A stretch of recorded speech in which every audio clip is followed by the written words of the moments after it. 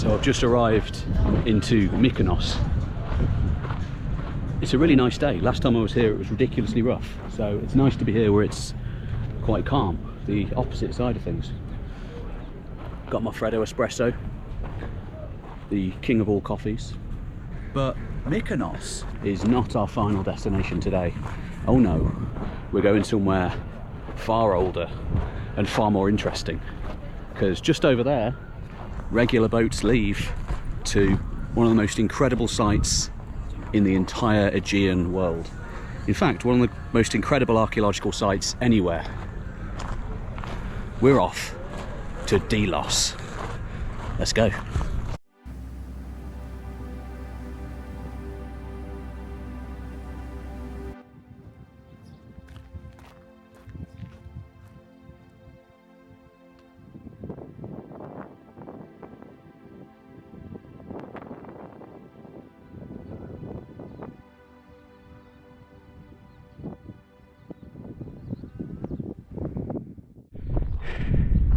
So, I've made it to Delos. Island absolutely coated in archaeological remains. So incredible. And what have we got here? Up there, Mount Kinthos.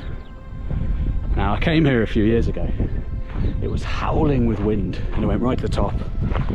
This time, it's completely calm.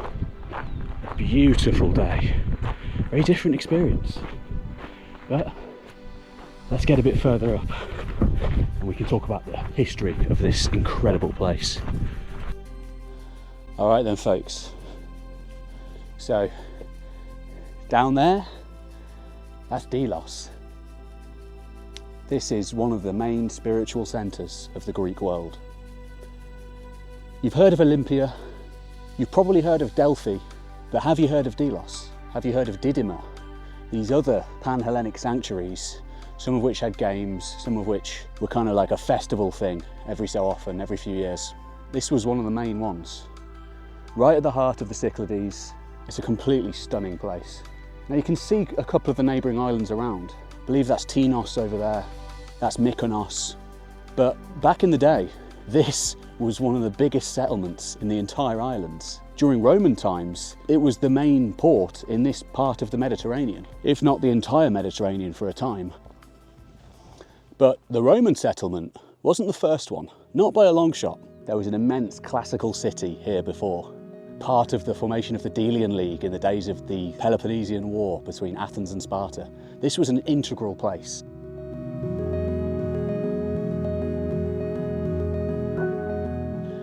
And even before that, Mycenaean remains have been found.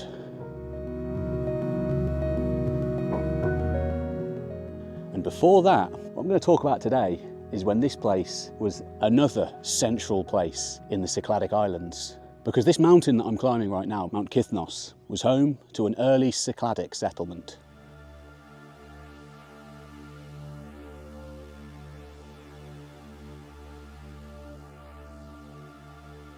And not just any early Cycladic settlement, it was one towards the very end of that culture.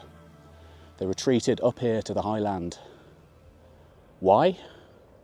Well, let's find out.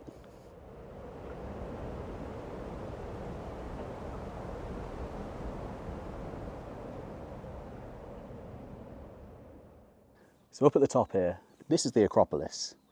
A little bit like Athens. All Greek cities in the classical world had an acropolis. Just kind of means the high place, where the rulers lived, where politics was carried out, important decisions were made, civic administration, all that good stuff. And Delos is no exception.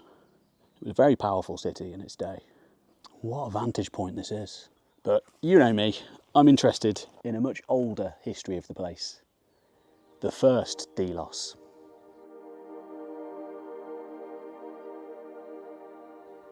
Because underneath this Acropolis, scattered amidst the marble pillars of the classical age and Roman pottery of more recent eras, quite a bit of stuff from the Bronze Age.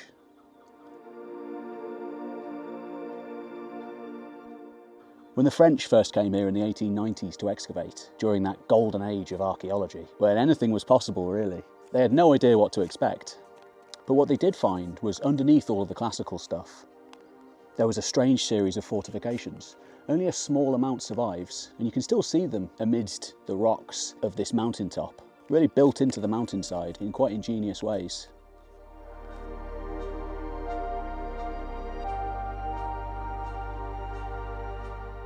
And much later on, it was finally realised that this had been an important settlement in the 3rd millennium BC.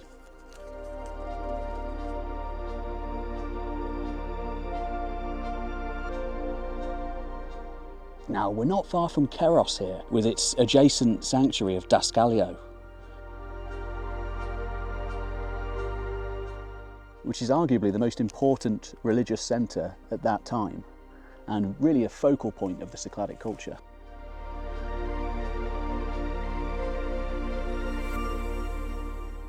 Not far away we have Melos, with its important centre of Philokopi. We have Syros, Calandriani and Castri on there. We have Eos, with the wildly important settlement of Skarkos.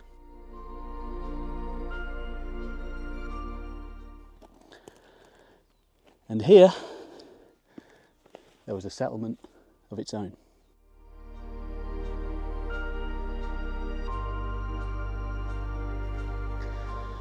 Now, during the golden age of the mature Cycladic civilization, you see all these classic, amazing things in museums all over the world.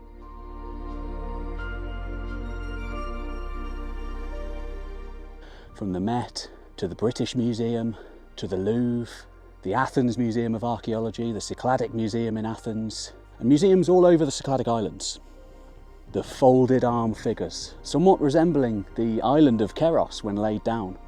Some of them have a kind of a pregnant stance. They may be to do with fertility. Others are to do with feasting and music. There's the harpist, the flutist. Then you have some that may be something completely different. It's definitely one of my favourite historical eras. As far as Bronze Age archaeology goes, it's incredible. Absolutely incredible. And most of these settlements, they're relatively near the shore. Some are a little bit high up, but generally on a promontory by the sea.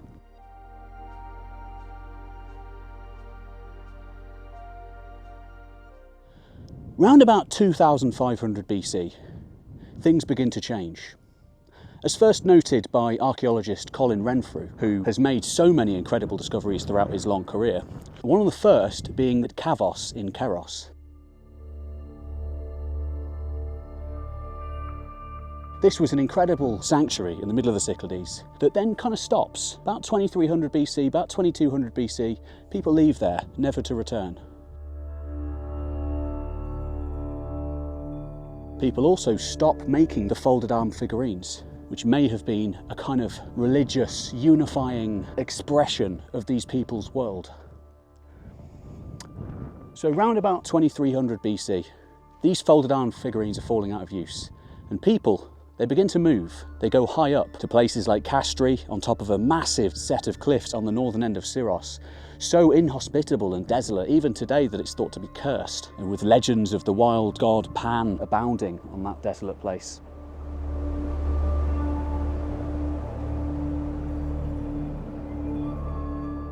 People came up here to the very top of this mountain on Delos.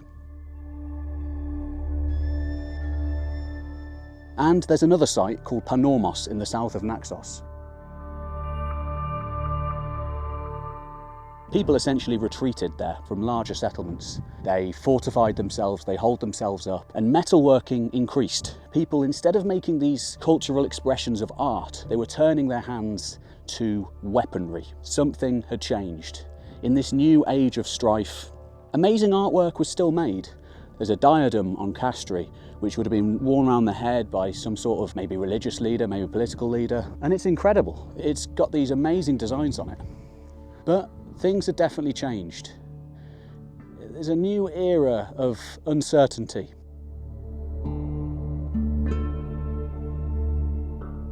And at this same time, settlements start to be destroyed.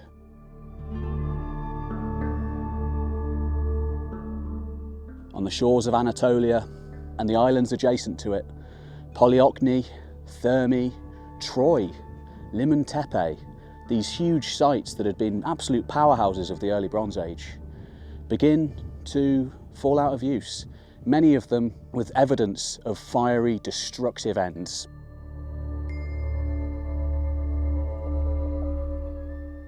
Something was happening. The history is all gone. Even myths don't survive from this wildly ancient epoch, 4,200 years ago.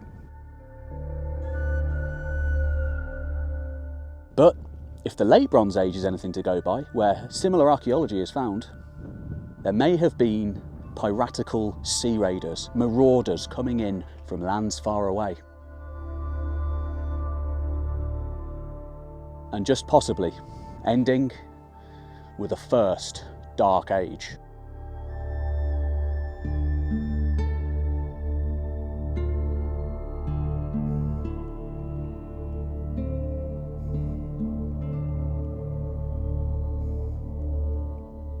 And perhaps most interestingly, it isn't just in the Aegean where we see evidence of this.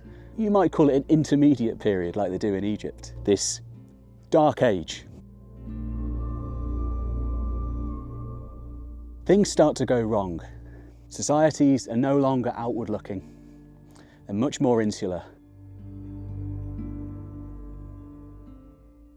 And above all else, things just get destroyed. There's a few hundred years where in cultures all over the world, in fact, from China to northern India and Pakistan in the Indus Valley civilization, to Mesopotamia, to Syria, to Anatolia, everything seems to come to an end.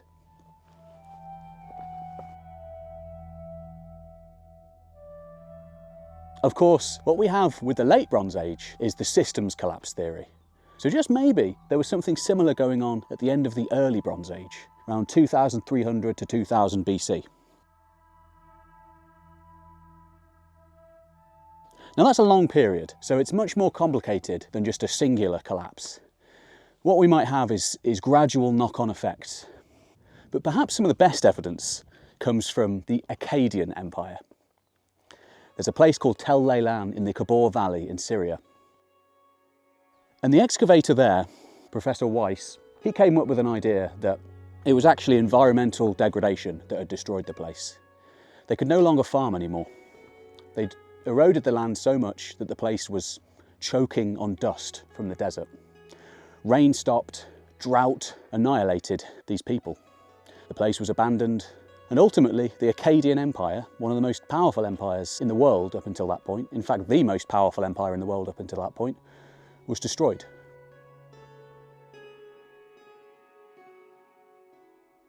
Gutian invaders came in. The Curse of Akkad is this famous cuneiform story, this cuneiform text which preserves an ancient mythic story, which has some truth to it, the Curse of Agade. The Gutian first barbarians in history, that's a good one, came along and destroyed the place.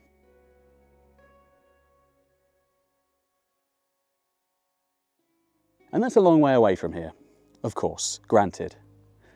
But the Cycladic civilization was very outward looking. They had links all across the world. And what happens when traders can't trade anymore? We see this in the Viking Age. We see this at the end of the Roman Empire. We see this at the end of the late Bronze Age. Very often they turn to raiding, out of necessity, and soon enough, because they can.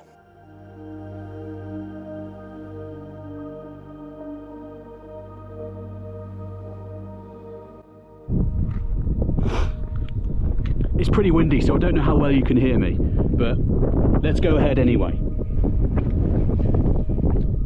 So, don't take anything that I've said as gospel. This is a confused era where archaeologists are by no means in agreement. Professor Weiss has had criticism as well as praise for his idea, as have all the other people who've worked on this kind of idea of a first early Bronze Age collapse. But what we do know is that the Castri culture does come to an end. Castri itself is destroyed in a fiery conflagration with arrowheads and ash permeating the archaeological record, same as Panormos, same as here. And that just doesn't happen in a vacuum. All of these sites at the same time, more or less at the same time, destroyed. Something was going on, I think, anyway. But those are just my thoughts. Now, I'm going to go look for a time machine.